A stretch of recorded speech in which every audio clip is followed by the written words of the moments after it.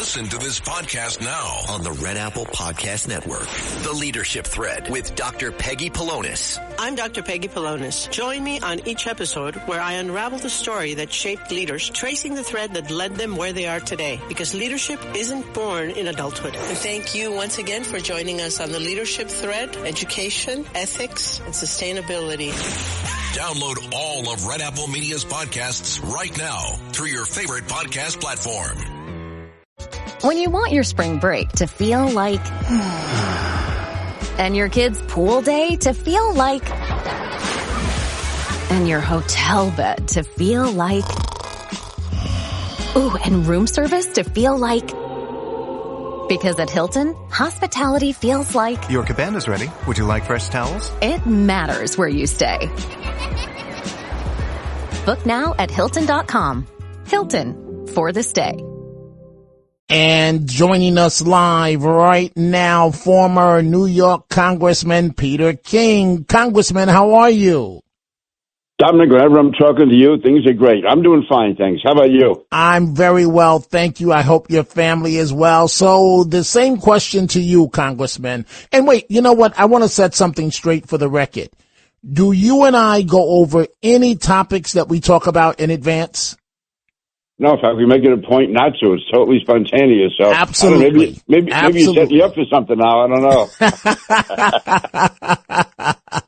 Absolutely. So you adhere to the same rules that the callers do, where they never know where I'm coming out of left field, and you're the same way, even though I really, really appreciate you and all that you've done for this country. Congressman, so let me ask you this, the same question I put to all the other folks. Are you watching the Super Bowl Sunday, and will you be watching the halftime show, Mr. Bad Bunny? No, I'm not. Neither one. And I don't want to be virtue signaling because I've been an NFL fan for years. But ever since the whole thing with George Floyd and all, I've just lost an interest in the NFL. So I occasionally look at it, but I used to be a fanatic. So I've sort of been turned off by the whole thing. But I'm not asking anybody else to agree with me on that. My grandson watches it closely. He's all into it. But I'm just not. I've been turned off really ever since then. Well, you mentioned George Floyd, and as you know, I feel strongly that he's no Boy Scout and certainly no one to be honored for, by an entire community or by a nation. But I'm just curious, at the end of the day, do you think that President Trump will pardon Officer Derek Chauvin? I hope he does. What do you think's going to happen? I don't know if he can because it's a state court, so really the president can't be pardoning somebody at the state level. I think that what that officer Chauvin did was wrong. Having said that, I did not see that as being murder. If you're going to murder somebody, you're not going to do it when there's 50 people taking photos of you, filming it all. You know the whole world's going to be seeing it. I think it was again out of line. It was certainly irresponsible. It was reckless, but not murder. So I think he was caught up in the whole frenzy of that moment. But my thing is not in any way defending him. It's just that I thought the way the NFL was so hypocritical, and they just went bent over backwards, for the Black Lives Matter movement. And I remember a few years before that, when cops were shot down in Dallas, they wouldn't even let the players put a recognition on the uniform acknowledging that. So it's just the hypocrisy. The whole thing, they have love on their uniforms, on your back of their helmets. It's just self-righteous. It's my Roger Goodell. But again, that's me. And I know that people love football, so I never question anybody else that does watch it. I know there's Super Bowl parties and people have a great time. I was even up in Bill Clinton's office once for a Super Bowl party. So I go back to the days of the Giants with Frank Gifford and Charlie Connolly and then Fran Tarkenton. And wow. And then, of course, right up through, the great teams they had during the 80s and the 90s. And, it's just, but no, I'm not going to be watching it. Wow. And, you mentioned Fran Tarkenton, Minnesota Vikings. He really could scramble, quarterback. He was a really, really great player. So I'm just curious, Congressman King, you're not going to watch the Super Bowl. So what do you plan on doing, Sunday night? Probably Rosemary and I will be watching a movie. And what I will do is I'll be checking the score on my phone because I know that my grandson, he's away at college, but he's going to be at a Super Bowl party. So I want to know what's going on. So if he calls me or I call him, I'll know what's happening. But listen, I would love to be able to watch it. I focus now on college football. I really enjoy that, even though the way it's so much players going back and forth from team to team, getting millions of dollars to play college football. So I don't know, maybe my life is just becoming very disillusioning. No, but I focus on college football, and I'm still a Mets fan, and I wish I could be watch the NFL, get back into it. But it just, that whole hypocrisy of it just bothered me. But again, they're great players. They're more talent probably than ever before. And, you go back to the Giants. Those are guys like Phil Simms, Eli Manning. I mean, they're great teams, great players, it's such a great tradition. Absolutely. It's like the name, the New York Football Giants. I mean, it's probably the only team that has that whole thing, football Giants. And then, going back to the Super Bowl, 1969, with Joe Namath and Matt Snell and Don Maynard and those guys. It was a great era in football. To me, it brought everyone together. But, boy, the NFL just made it very difficult for me. But again, that's me, and I don't question anybody else who watches it. Hope they watch over. They have great Super Bowl parties, enjoy themselves, and really have a great day. I just wish I could do it. I can't. President Trump says he's not watching the halftime show, and so Bad Bunny's performing. He performs only in Spanish, and at times, Congressman Peter King, he wears a dress. And that, the fact that he's performing in Spanish, I'm not going to lie to you. I've been to Puerto Rico many times. I have numerous Latino friends and so on. Mm-hmm. But I just feel that this is the largest platform in the world, and it should be done in English. It's an American sport that has worldwide appeal. And I just think it sends all the wrong messages if he at some point during his performance puts on a dress. Am I too out there here, or am I making sense? No, you're making almost too much sense. And it's, the thing is, I can't imagine us even having this conversation 10 years ago. I mean, people say, what are you talking about? A guy wearing a dress, a guy singing the foreign language. By the way, and I'd say the same thing if he wanted to sing it in Gaelic or Italian, whatever. Listen, maybe you can tie like one song in the middle there to share your ethnic heritage. But other than that, I mean, to me, it's the one thing about the Super Bowl, it really did become, including the Super Bowl parties. I remember I'm old enough to remember when the Super Bowl started, it was no big deal that first year or two. It was like an afterthought. The NFL championship game was the big thing, and the AFL was just like a secondary league. And then after Joe Namath, that made the Super Bowl the event after the 1969 Super Bowl with the Jets. And it really was something that brought America together. Like, I remember the ad with the Clydesdale horses, and after 9/11, it just it was a great, great American coming together, everyone being one. It was one way to, that was our sport. It's American football. The country loved it. It brought people together. And then they allowed, to me, the NFL allowed Black Lives Matter and left-wing progressive groups to take it over. And so anyway, that's me. But and as far as the guy entertaining on Sunday, another thing which I get into, again, I'm not that familiar with him, other than I hear about it. Like in the past, they're supposed to be the great racial advocates of the NFL, and they would have entertainers using the most vile racial language of all, anti-women, anti-African American, use that type of vile language, and that's considered sophisticated. So meanwhile, NFL guys couldn't even honor cops who were killed in Dallas, Texas a few years ago. Right, and I believe it was 3 officers that were killed. They were ambushed in that incident that you're referring to in Dallas, Texas. It was absolutely horrible. Congressman Peter King, I want you to listen to this. This is clown Don Lemon, almighty than thou.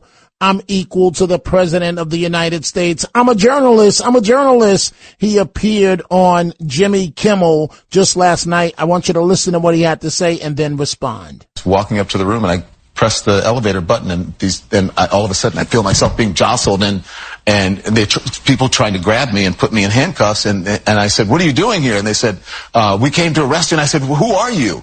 And then finally they identified themselves, and I said, "If you are who you are, then where's the warrant?" And they didn't have a warrant, so they had to wait for someone from outside, an FBI guy, to come in to show me a warrant on a cell phone. And by that time, I was like trying to, figure out what was going on to get my bearings, and they dropped all my stuff. My glasses had fallen on the floor. I'm like, I can't read that. So they had to pick my glasses up, and I read it, and still, what does that mean? So And then there was a bunch of guys, and they took me outside. FBI guys were out there. I mean, it had to be maybe a dozen people, which is a waste, Jimmy, of resources, because I had told them weeks before, and maybe once or twice, that we would, I think my attorney tried to contact them once, maybe twice, that I could just go in, and they would have to be the folks who were just working there that day, and they wouldn't have to have all these people following me around. It's more than just a waste of resources. So they grab you and they take you where? Well, you're right about more than just a waste of resources. They want that. They want to embarrass you. They want to intimidate you. They want to instill fear, and so that's why they did it that way. So, Congressman King, having covered the Southern District full-time every day for 2 years, I can tell you definitively Don Lemon is going to jail. What's your reaction to him on Jimmy Kimmel? He is so pompous, so self-important, so self-righteous.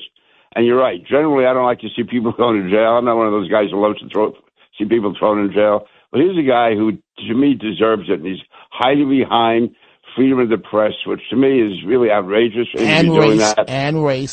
And race, yes. And also, I guess, anti-gay. He talks about that. That too. This guy wraps himself in everything.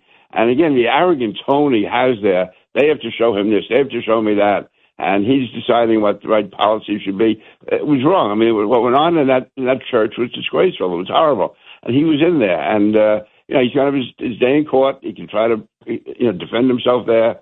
But the fact is, to me, it was so wrong what he did. And for people in public life to carry on like that, to me, is indefensible. So I want to talk about Minnesota, Congressman King, before I let you go and go back to the telephone calls. So there's a changing of the guard, if you will, after Mr. Preddy.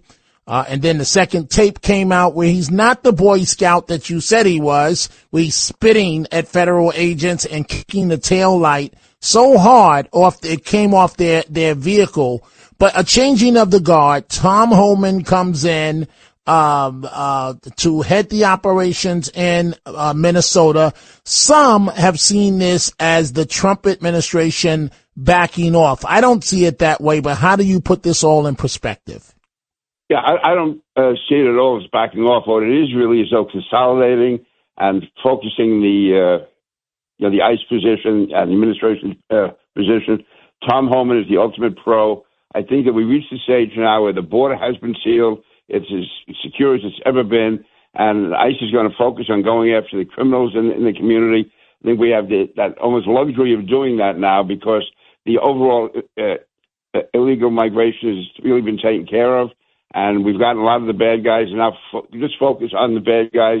Because, again, to me, I'm at the stage now, if we can get the bad guys out, which I think Homan can do it better than anybody, also he can make sure that things are controlled better.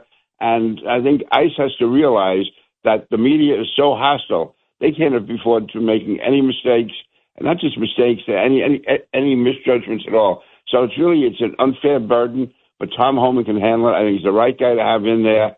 And it's important that we support them. It's not us on the street, though. If you're walking down the street and you're seeing an ICE agent going after somebody, it's not up to you to say he's going after the wrong guy. I mean, to me, law enforcement gets the priority. If there's mistakes made, it can be taken care of later on. Absolutely. But, and also, you're right. I can tell you he was no saint at all. He wasn't. I'm going to say he deserved to be shot. But those things happen.